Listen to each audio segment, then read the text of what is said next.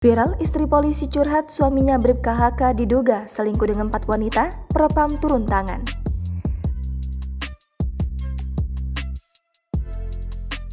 Selain diduga selingkuh, Bribka HK menelantarkan keluarganya sehingga dilaporkan oleh sang istri ke Bidang Profesi dan Pengamanan atau Propam.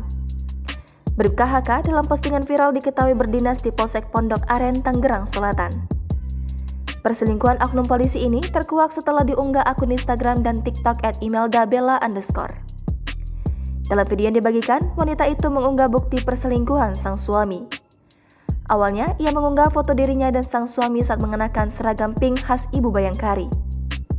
Dirinya lalu menuliskan keterangan terbukti seorang oknum anggota kepolisian Polsek Pondok Aren, Tangerang Selatan yang bernama Bribka HK melakukan perselingkuhan dan penelantaran keluarga, tulisnya. Tak hanya satu, wanita itu mengaku jika sang suami berselingkuh dengan 4 wanita. 2 di antaranya adalah wanita anggota sahabat polisi dan pegawai negeri sipil. Tak hanya itu, sang istri juga mengunggah bukti WhatsApp sang suami dengan wanita selingkuhan. Dalam chat itu, wanita berinisial Z mengatakan jika ia takut hamil. Wanita itu sendiri tahu jika Bribka HK telah memiliki istri. Lalu ada juga chat dari wanita lain. Bahkan karena kerap selingkuh, suaminya tak memberi nafkah pada keluarga dan menelantarkan keluarga. Imelda pun sudah melaporkan kasus ini ke Propam Polda Metro Jaya. Namun hingga kini belum ada kelanjutan, sehingga dirinya menuntut keadilan.